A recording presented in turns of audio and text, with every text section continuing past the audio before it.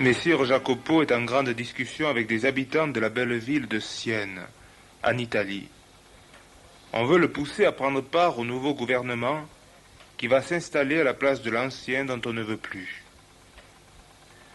La grande préoccupation de la famille, c'était la petite Catherine, une de leurs filles, qui restait tous les jours du matin jusqu'au soir dans une grotte ou à l'église à faire oraison. Or, ce soir-là, une grande vision mit fin à l'enfance de Catherine de Sienne. Née le 15 mars 1345, à 5 ans, l'intelligence et le cœur de cet enfant sont déjà prêts à répondre à l'invitation du ciel qui fera d'elle une des plus grandes saintes de l'Église.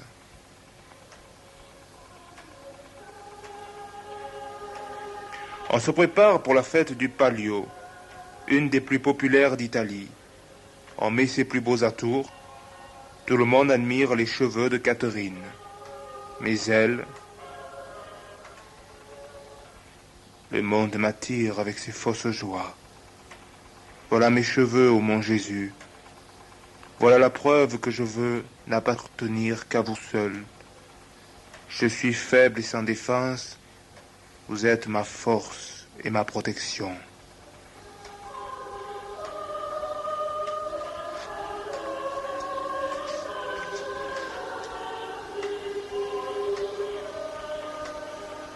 Mais la mère n'est pas contente. Qui t'a permis de te couper ainsi les cheveux? Mon confesseur, le père Tommaso, répond Catherine. Le père Tommaso, il va m'entendre. Si tu crois t'être débarrassé de tes cheveux, tôt ou tard ils repousseront. Le père intervient. Mais laisse-la, femme. Notre fille est un ange du ciel. Un ange du ciel. Un jour, les parents la surprennent en extase, environnée d'une grande lumière, une colombe volant au-dessus d'elle. Ils sont bouleversés. La mère se met à pleurer et demande pardon à Dieu de son incompréhension.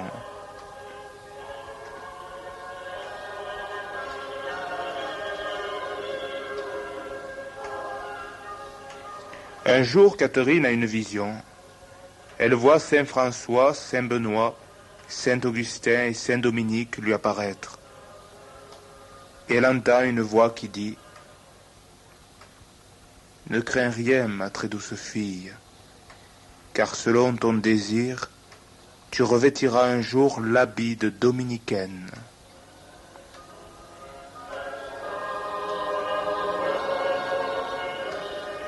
Les parents interrogent leurs enfants. Catherine, notre fille, il se passe des choses étranges dans cette maison. Nous devrions savoir, ton père et moi. Catherine leur répond. Quand j'étais petite fille, je fis vœu de virginité à notre Seigneur, non par caprice, mais après longue et mûre réflexion. Maintenant que j'ai grandi, je maintiens le vœu que j'ai fait.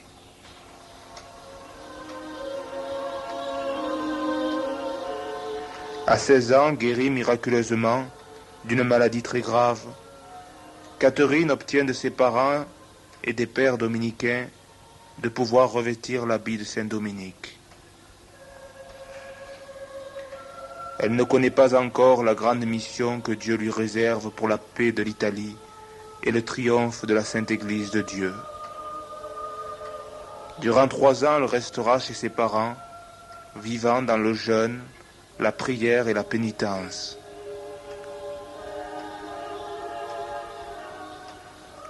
Son âme enflammée de charité est déjà toute consumée en Dieu.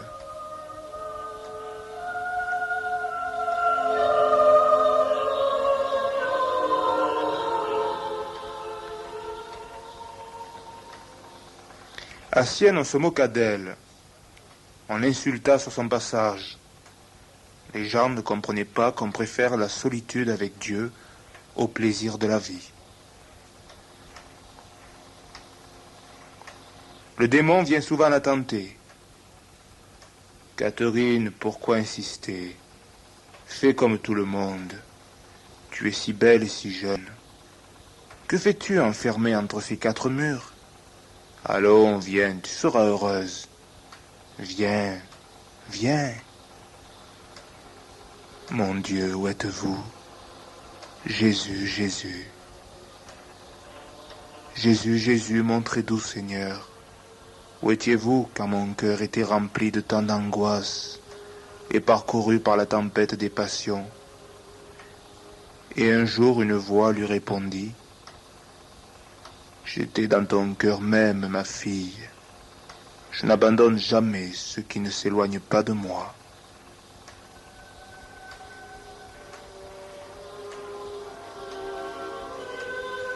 Victorieuse des tentations les plus violentes, l'humble et douce Catherine est maintenant prête à sauver les âmes. Elle commence par se rendre à l'hôpital de Santa Maria della Scala et à la léproserie de Saint-Lazare. Là, infirmière infatigable, elle prodiguera ses soins jour et nuit. Son nom court déjà sur toutes les lèvres et tout Sienne commence à parler d'elle.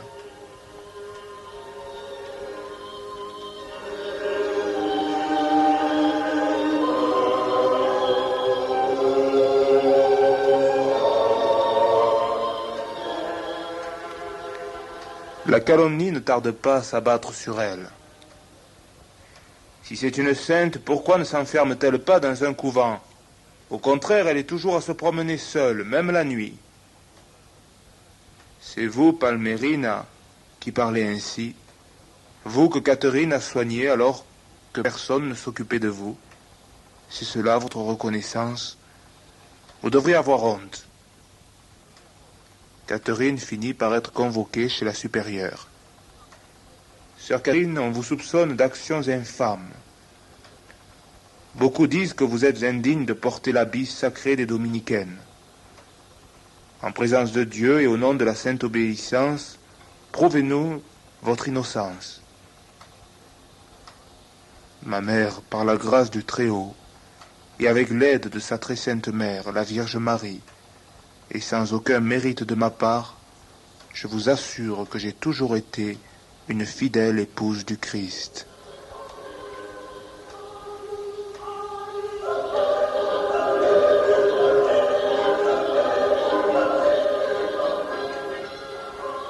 Un jour, Jésus lui apparaît et lui présente 2 couronnes, une de rose et une d'épines.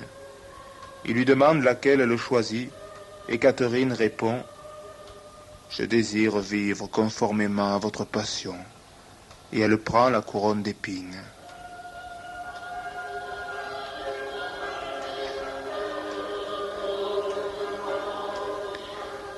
Les calomnies ont cessé. Maintenant, Catherine se donne sans compter aux soins des lépreux. Elle va jusqu'à l'embrasser leurs plaies répugnantes pour se vaincre elle-même.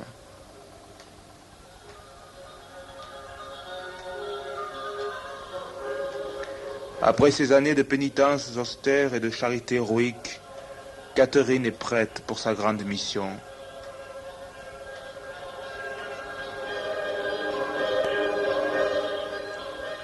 De 1306 à 1368, tout un groupe de fidèles se greffe autour de Catherine. Ils la suivront partout. La sainte leur communique son esprit d'amour pour l'Église, le pape et la paix.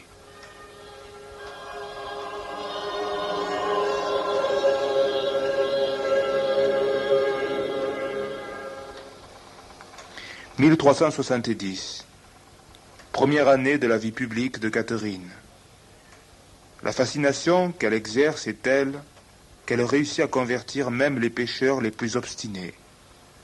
Ainsi, Francesco Saracini, violent et scandaleux, converti au seul regard de la sainte et change de vie.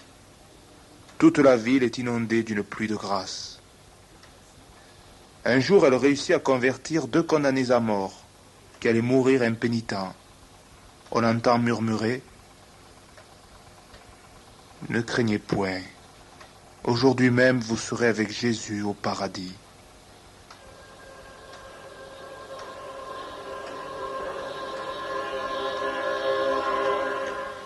1374. La peste éclate à Sienne. La peste, terreur de l'époque. La misère et le désordre s'abattent sur la ville. Les gens ont faim. Dieu renouvelle entre les mains de Catherine le miracle de la multiplication des pains. Elle rassasie la foule des malheureux. En réponse à sa charité ardente, Dieu va faire un autre miracle. Un jour de fête solennelle, l'église est comble. Catherine, dans un coin, assiste à la Sainte Messe. Au moment de communier, son désir de recevoir Jésus hostie est tel que sous les yeux des fidèles médusés, une hostie lumineuse s'élève de l'autel et se dirige vers Catherine.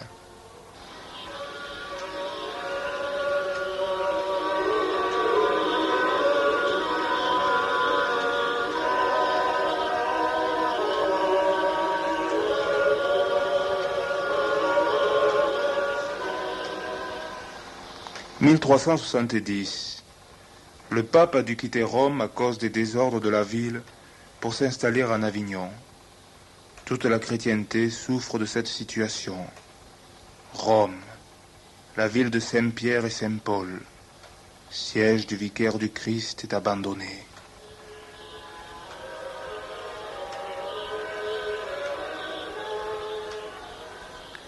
Le cœur de Catherine est brisé de douleur. Elle va passer les dernières années de sa vie à chercher un moyen de faire revenir le pape à Rome. Elle écrit: « Catherine, servante de Dieu et esclave des serviteurs de Dieu, vous écris, très Saint-Père, pour manifester le désir de vous voir viril et non craintif, afin que vous serviez virilement l'Église, épouse du Christ. Revenez à Rome. N'attendez pas, car le temps, lui, n'attend pas. »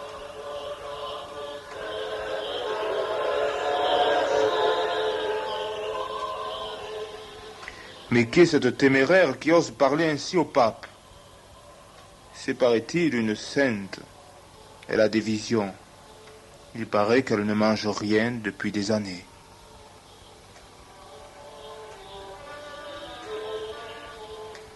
Les pères dominicains viennent de la convoquer à Florence. On va certainement la juger.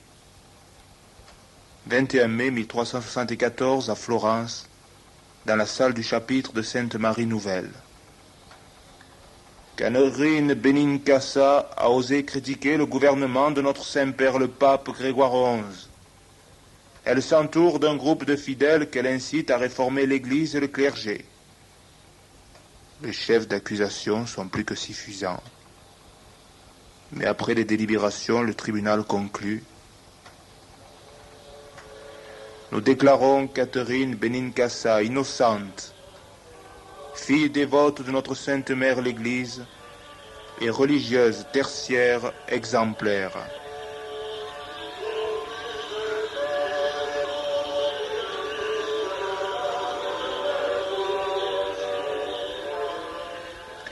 Le pape lui-même, convaincu que Catherine est une âme privilégiée de Dieu, compte sur elle pour retourner à Rome. Il lui écrit pour lui demander des prières et l'inciter à prêcher la croisade qui se prépare pour la Terre Sainte.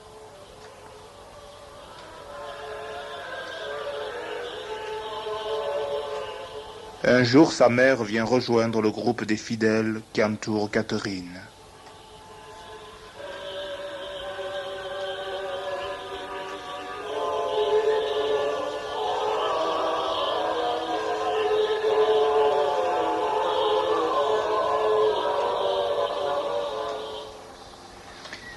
Pise, carême de l'an 1375. Aux chrétiens venus l'écouter, Catherine prêche la passion du Christ, la fidélité à l'Église et l'amour du pape. Cette courageuse femme de 28 ans a une apparence si humble, un regard si pénétrant, que ce ne peut être qu'une grande sainte, aucune habile dissimulatrice. On dit qu'elle a pris sur elle les péchés de tous. Un jour, devant un grand crucifix, dans l'église Sainte-Christine à Pise, elle demande que les plaies de Jésus, reçues dans sa passion, soient imprimées dans sa propre chair, afin qu'elle soit plus unie à lui. Et les plaies, invisibles extérieurement à la demande de Catherine, qui ne voulait pas attirer la curiosité, la brûleront intérieurement.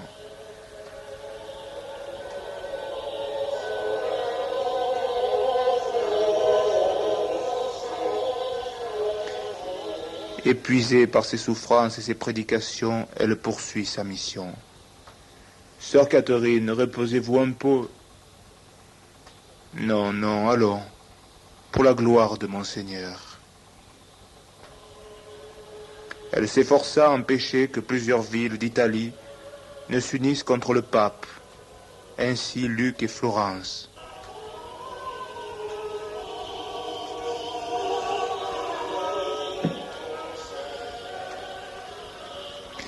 En 1376, Florence est frappée d'interdit. Les églises sont fermées.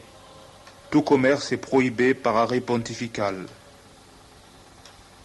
La ville accuse le coup et évalue les conséquences désastreuses. Il faut faire la paix avec le pape. Mais qui pourra mener à bien une telle mission? Toute tentative a déjà échoué. On pense à Catherine qui répond: J'irai au nom de l'amour de Jésus crucifié. À Avignon, elle se présente devant le pape et dit: Père Saint, je viens implorer votre miséricorde à l'égard des Florentins, vos fils. Ne regardez pas leur ignorance et leur orgueil. Paix, Père très doux, paix pour Florence.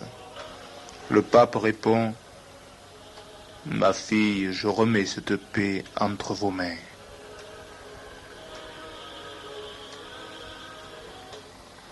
La réussite de sa mission lui attire des ennemis, mais personne n'ose l'attaquer.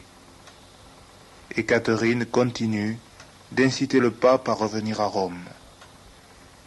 Surmontant menaces et intimidations, elle finit par réussir à influencer Grégoire XI, qui se prépare au grand retour.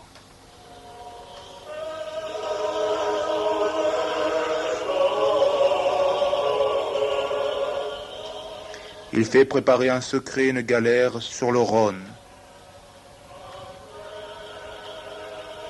Il part le 13 septembre 1376 et revient à Rome définitivement.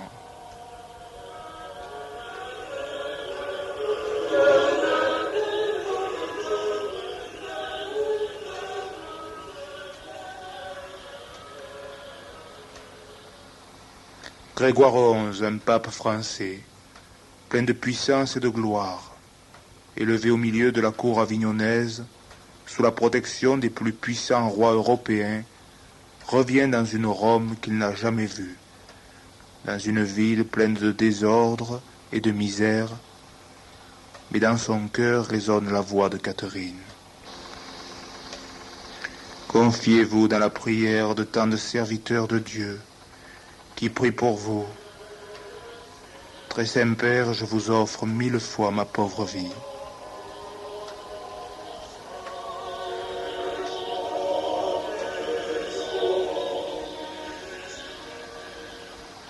Mais Catherine n'est pas au bout de ses peines. À peine revenu à Rome, Grégoire XI meurt. Urbain VI lui succède, mais la France, furieuse du départ des papes d'Avignon, refuse de reconnaître le nouveau pape et élit son pape à elle, qui devient Clément VII. L'Église est à nouveau déchirée.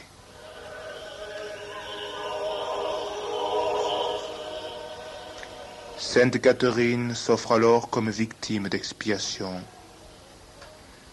Jésus, ayez pitié de ce peuple. Éclairez-le afin qu'il reconnaisse et suive votre vicaire. Punissez-moi pour leurs péchés. Je vous offre ma vie. Prenez-la selon qu'il vous plaira, mais purifiez votre Église. Et Dieu accepta son offre.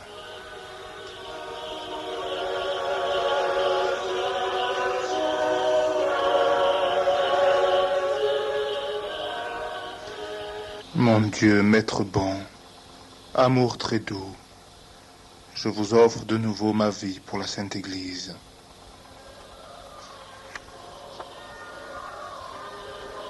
Père, entre vos mains je remets mon esprit.